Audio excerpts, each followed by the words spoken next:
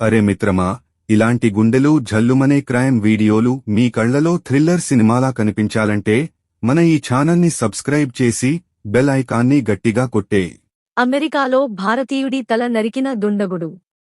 డాలస్లో motel manager దారుణ హత్య. Coli కత్తితో నరికి తల వేరు చేశాడు. చెత్తకుప్పలో తల పడేసి పరారి. భారత కాన్సులేట్ స్పందన. తొలి వెలుగు. హైదరాబాద్, అమెరికాలో భారత సంతతికి చెందిన వ్యక్తులు అకాల మరణం చెందుతున్న ఘటనలు పెరుగుతున్నాయి. రోడ్డు ప్రమాదాలు, ముష్కరుల కాల్పులు తదితర ఘటనల్లో ఇలాంటివి చోటు చేసుకుంటున్నాయి. తాజాగా డాలస్ నగరంలో ఓ మోటల్లో మేనేజర్గా పనిచేస్తున్న చంద్రమౌళి నాగమల్లయ్య, 50, అతని సహోద్యోగి కత్తితో తల నరికేయడం కలకలం రేపింది. ఇంతకీ అసలేం జరిగిందో తెలియాలంటే ఈ స్టోరీ చదవాల్సిందే. వివరాల్లోకి వెళ్తే, మోటల్ మేనేజర్ నాగమల్లయ్య వద్ద మార్టినెజ్ అనే వ్యక్తి పనిచేస్తున్నాడు. అయితే బుధవారం మల్లయ్య, మార్టినెజ్ మధ్య ఓ విషయంపై గొడవ జరిగింది. మార్టినెజ్ మోటల్లో గదిని శుభ్రం చేస్తున్నాడు.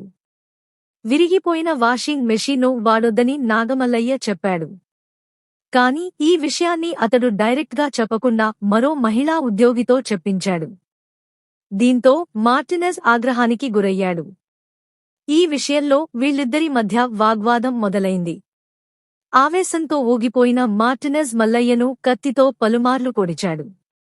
మల్లయ్య పారిపోయేందుకు ప్రయత్నించినా వెంటాడి మరీ అతడి తల నరికేశాడు మార్టినెజ్.